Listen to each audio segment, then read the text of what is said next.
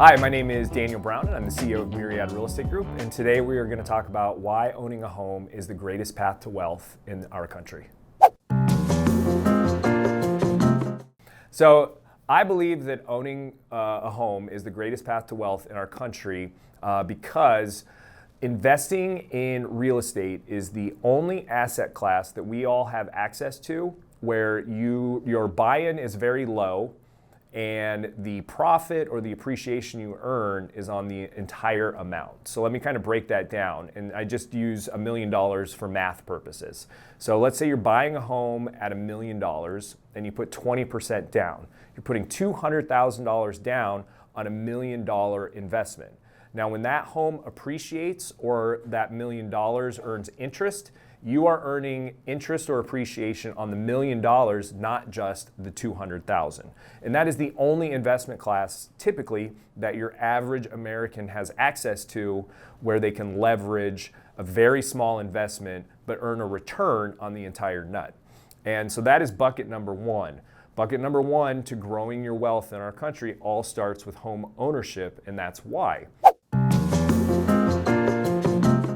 Now, if you've managed your debts properly and you've managed kind of your life properly, you should be able to afford a home that is 5 times your annual take-home, so your family's household take-home.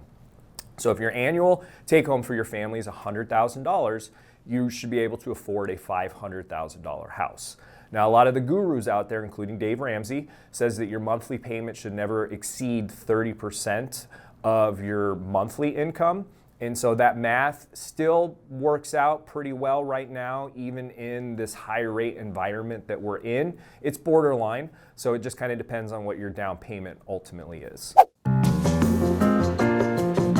Once you've been able to do that, then I believe that everyone should have 3 to 6 months worth of expenses set aside.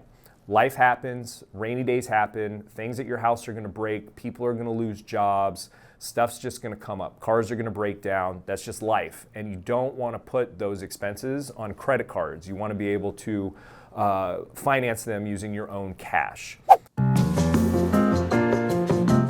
Once you have that 3 to 6 months reserve set aside, then I believe that you should be investing and trying to max out your retirement accounts. That's maxing out your 401k, which at the time of this recording, maxing that out is 25% of your income can go into your 401k.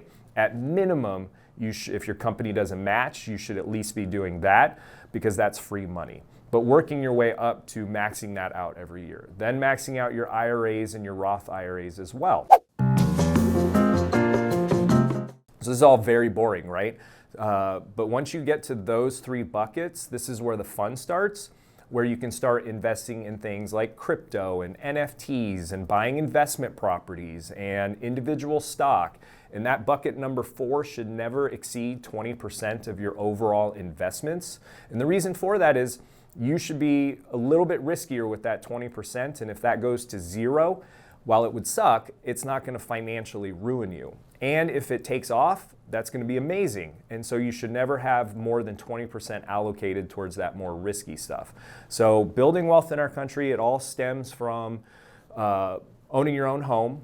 Then it's 3 to 6 months worth of cash reserves set aside for a rainy day, maxing out your retirement accounts, your 401ks, your IRAs, and then 20% of your overall portfolio can then be invested in the fun stuff, the investment properties, crypto, individual stocks. So that is my overarching belief and fundamentals when it comes to growing wealth in our country.